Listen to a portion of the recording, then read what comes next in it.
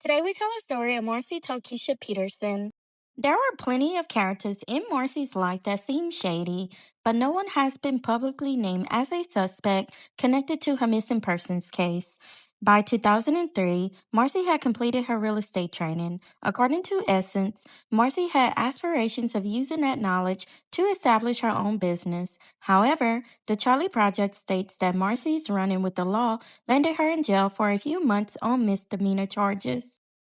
Marcie and her husband Major, of less than a year, were separated for an undisclosed amount of time, but her mother reportedly stated that they were working on rekindling their relationship.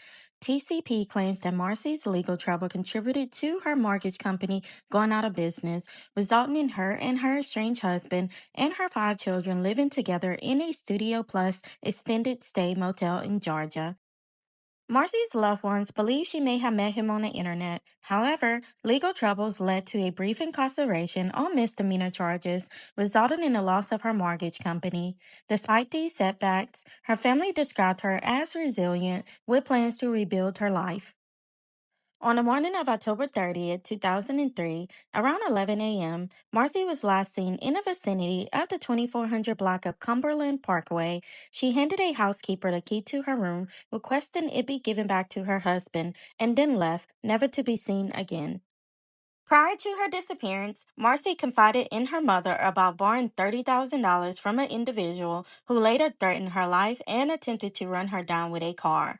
This alarming incident added a layer of complexity to her situation, raising concerns about her safety and the company she was involved with. Investigators revealed that a man who had assisted Marcie financially with her education was using an alias. This discovery, coupled with the threats from the lender, pointed to Marcie's involvement with potentially dangerous individuals. The nature of these relationships and her connections to her disappearance remains unclear. Barbara Crane, Marcie's mother, admitted that she didn't know much about the men in Marcie's life, and while her daughter had a few hard times, Marcie's sister said that she didn't seem out of sorts in those last months. Her sister stated that Marcie had plans to get back on her feet and didn't seem particularly stressed when she disappeared. Foul play is suspected in Marcie's disappearance. She may have traveled to New York after she went missing. Her case remains unsolved. At the time of her disappearance, Marcie stood 5 feet 8 inches tall and weighed 140 pounds. She had black/dark brown hair and brown eyes. She has a number of marks and tattoos: a 1 to 2 inch tattoo of a Chinese symbol on the back of her neck, a tattoo of a Chinese symbol on her middle to lower back, a tattoo of the name Carl, Carl, on her upper left breast area.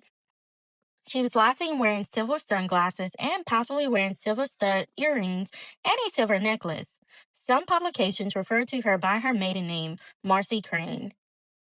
Over 2 decades have passed since Marcie Peterson disappeared, yet her case remains a haunting mystery. Anyone with any information regarding her disappearance is urged to contact the Cobb County Police Department at 770-499-3931 or their local authorities. Please share the story regarding the disappearance of Marcie Tokeysha Crane Peterson to help reunite the investigation into her disappearance. Her life matters. And if you made it this far, thanks for watching.